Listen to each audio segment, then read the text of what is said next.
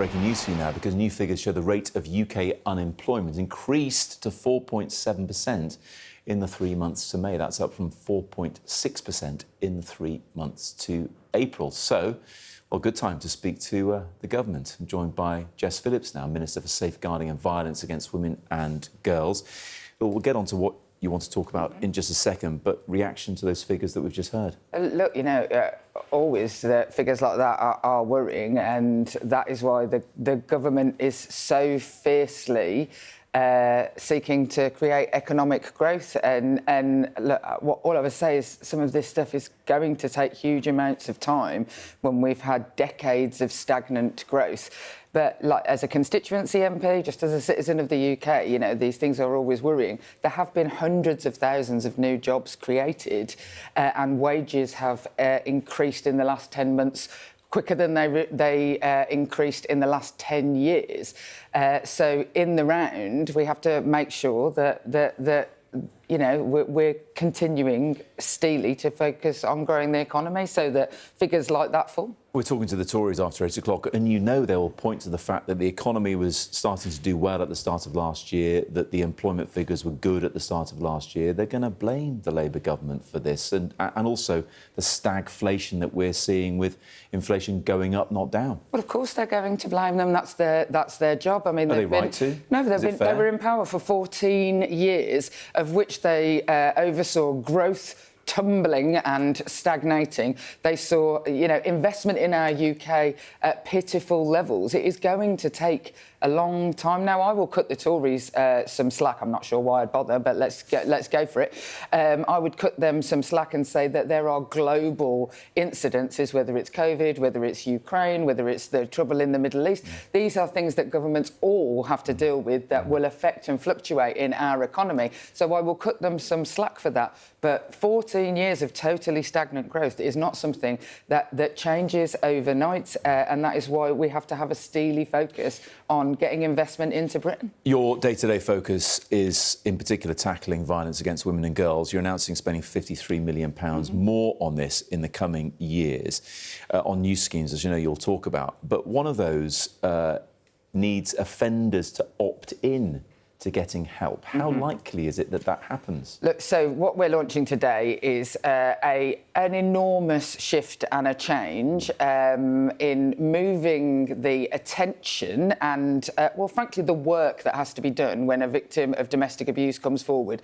I've spent decades working with victims saying, I've had to leave my home. I'm the person who has to go on courses to keep my children safe. I mean, if I had a pound, I'd have £53 million for every woman I'd met who said those things. And this scheme, the Drive scheme, will focus on the highest harm offenders, those who repeatedly perpetrate domestic abuse against one family and or another. And it will put all the focus, moving the shift away from the victim having to do the work while she remains supported in this, into making the perpetrators accountable. Now, your point about the issue of they have to opt in, it's academic whether they opt in or not, and the evidence of 10 years of this particular Drive programme for high harm shows that whether they opt in or not, and the research has been done by the University of Bristol, that over a 10-year period, whether they opted in or not, harm was reduced. Physical harm was reduced by 82%. Sexual harm was reduced by a similar amount. Stalking behaviours. And victims, most importantly, who remain at the heart of this, reported an 80% increase in their safety.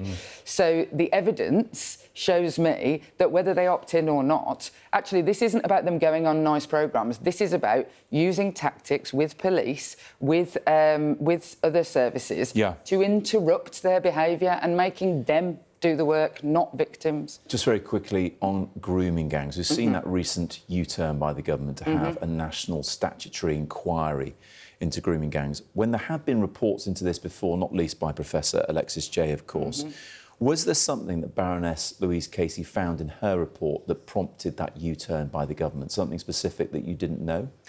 Look, what both funnily enough, working in the same period that Baroness Casey was doing her review, the sort of the need to create compulsion in local areas to do that was the same conclusion that I and those of us in the Home Office had come to. And actually, Baroness Casey says exactly the same. She says she went into the review thinking another national inquiry is not the answer. Yeah. But when she went out, she felt that there was a need to compel councils to for example, or policing areas to be doing this. So the question is, why wasn't that known before then? Because, the reality is that the work to try and make local inquiries happen, which had never happened before, the previous government, who liked to crow about this and make out like they did anything, refused many local areas who had asked for a national inquiry, whether it was Telford, whether it was Oldham themselves, and did nothing, put no investment in. Whereas when we came into government, we said we're going to invest in the brilliant work like what happened in Telford. And then when it became clear that people would need to be compelled in some cases, not all, there were councils that came forward with willingness to do this work, that was when our minds changed. But there was plenty of other stuff that Professor Alexis Jay recommended. Yeah. I know the government says it will follow her recommendations, but isn't quite following her recommendations, like the compulsion for people working with children to be under a duty to report signs of sexual abuse. You're reining back from that not doing that being a criminal offence. Can I just say that is inaccurate? It will be a criminal offence when people stand in the way of that being reported. And also, we worked on the proposals alongside the NSPCC and Alexis Jay. So there is no rowback. This is because this is what the Human Rights Committee in the Commons is saying, that they're worried that won't be enough of a deterrent as things currently stand. Well, I mean, what I have said is that I am willing to hold that under review. The mandatory reporting, which is currently awaiting assent in the Lords, and by the way, the Conservative government were whipped to vote against it. Yeah. Not the Conservative government, sorry, I can't get out of the habit of that. The Conservative opposition were whipped to vote against that and grooming things that were also in that bill. We are waiting for that law to pass, but it will have to sit in review. And if it doesn't work, then I will look again. But those plans were devised alongside people like Alexis Jay, like the NSPCC. The 4 Labour MPs who've had the whip taken off them, and the 3 others as well who've been disciplined after recent rebellions, have been described by a source in the Times today as being guilty of persistent knobheadery. Don't take this the wrong way, but that sounds like something you would say. Is that what you think? I'd probably, not on these particular people, but I think I'd probably be stronger.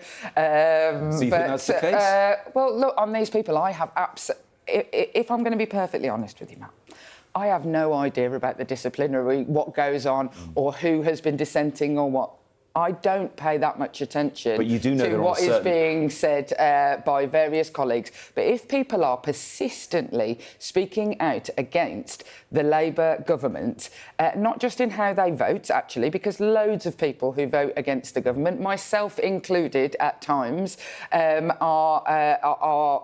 that is part of our democratic process. But if you persistently breach behaviours, then I don't know what those cases are in these instances. But the Chief Whip will eventually be left with very little place to go. But you know they will say they are persistently standing up for what they think are Labour values. Well, of course they will say that. And they're all on the left wing of the party. Is this some sort of eradication we were move by the Prime elected Minister? as a team under a banner and under a manifesto, and we have to seek to work together. And if you are acting in a manner that is to undermine the ability of the government to deliver those things, I don't know what you expect. Now, I speak out against things I do not like, both internally and sometimes externally, all the time. There is a manner of doing that that is the right way to go about it, and sometimes you feel forced to rebel and vote against. But this, like continually causing trouble within which I didn't call it persistent knobheadery, but like if that's the way that it's been termed by some, if that's what has happened in these cases, of which are nothing to do with me, and nor do I know about the details, then like I have to say, I mean, I was about to say something much more sweary, which I Please won't don't. do. Please don't. Is sort of like, we are a team and we have to act as a team in order to achieve something. A final question, and is not too tangential, I promise. It is related to girls' PE kit, and we're talking to a researcher later on who's spoken to lots of 12 and 13-year-old girls about what they would feel more comfortable doing PE in, because as things currently stand in a lot of schools, they're being put off by it, also by communal changing rooms as well. What do you think? Oh, look, I want girls to be out there, like being able to do exercise and take part in PE as much as anybody else. And if it is, I have to say, when I was at school, I had to wear these massive gym knickers. And people used to stand in the park, men used to stand in the park next to the school where I went to, and it would put me off from wanting to take part in it. So I think it's a perfectly legitimate thing for young girls to be talking about. Jess Phillips, appreciate your time. Thank you.